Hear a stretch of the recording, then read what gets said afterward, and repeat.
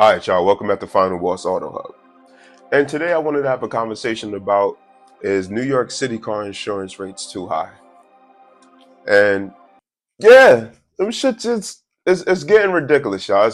It's outrageously expensive to own a car in New York City at this point in time regarding, the car insurance rates. Like, you used to be able to buy a car and depending on the model, know kind of what you're going to be paying. Like, you brought a Nissan, you brought a Honda, you brought a Chevy, you brought a Toyota, you had an idea about what your car rates was going to be in terms of the insurance. And if you start going into luxury, it's going to be slightly higher. But over these last 10 years or so, the car insurance rates done skyrocketed in New York City. And I experienced it twice on my own occasions for two different vehicles. I've known other folks that experienced it, and I've seen a lot of videos, and let's slowly go through some of them.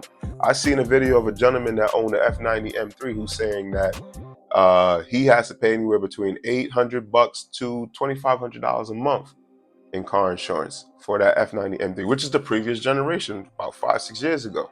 He's still paying those rates.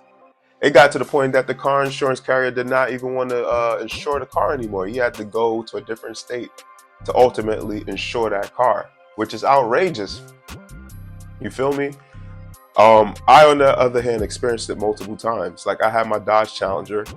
My address went from Ithaca, New York to Bronx, New York, and they were trying to charge me.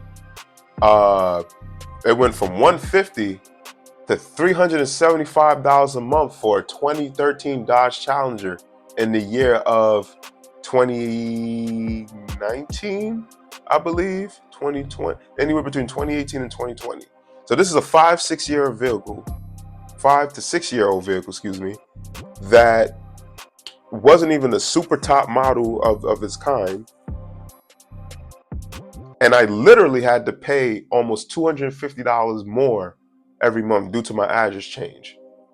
Then I experienced it with, when I had my Q50, and I have a gentleman that I know who has a Q50 that's he has a later model year than I do, 1 year later. And he is a sport model. I had the Lux. And he lives in Stamford, Connecticut, and he was paying $130 cheaper than what I was paying for my car. Because it's, insured in the Bronx, New York. Then I have the Beamer now, where last week, literally this is last week, I opened up my new, renewals, and my monthly went up from a certain price, it went up $250 more.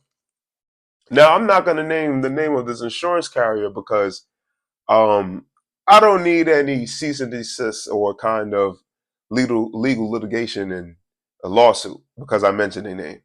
Like, some rappers that we know, like Drake. Damn. But it's outrageous. $250? $250 just because I'm living in New York City? So I could see that New York City is definitely making it more harder to insure and afford cars here in the city. And people may say, hey, you sounding like more of a conspiracy theorist, but it makes sense. You have a city which, is big on their mass transportation, and folks are buying vehicles to get around. They're trying to get as much dollar as they can and make sure you make that decision whether you want to keep your car or get rid of it so you can have a little bit more funds in your pocket so you can take more mass transportation. It makes sense.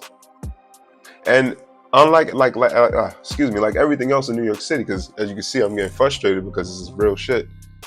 Everything else in New York City is expensive. Not only just groceries are expensive, rent is expensive as hell. Rent is too damn high, and there's nothing else to talk about. Whisper in my ear, just tell me. You get a ticket on your car, is super expensive. Just to be in the city is very expensive. You driving, you hit a red light, stop sign, that's $50 to $100 right there. It doesn't make sense with what New York City is doing with the vehicles, and I definitely believe that the government needs to kind of come in and start checking out why these premiums are so damn high. I could be in your insurance company for 5-6 years, don't have an accident, and each year I'm receiving a rate increase because other folks are having accidents. What sense does that make? And it's even worse that we're in New York City because it's a no fault state. So People try to use that as an example, like, well, it's a no-fault state, that's why your insurance premium is high. Bullshit. Bullshit. Although it's a no-fault state, there are still fault given in a car accident. I experienced it. If the person hits your car and the police report directly states that the person is at wrong, that your insurance carrier will go after the next person's insurance and ask them to pay for all the damages. So basically, they're able to recoup most, if not all, of the funds from that insurance carrier for doing that, because they know at the end of the day, you can go get a lawyer and not only sue the driver insurance, you can sue them for the higher premium rates and stuff like that. So it makes, at this point in time, it's like you can recoup some of those funds if the car accident happens and somebody's at blame. So what's the reason for increasing my premiums if you're getting back most of your money, if not all? And I'm showing that I'm not the reckless driver, it's the next person. They're at fault. So that poses a question that it needs to be a lot more governing in insurance law at this point to make sure, the regular consumers are not experiencing this kind of BS that's happening. We're definitely getting robbed. New York City is definitely more difficult to own a car. I don't know what else to basically state about this.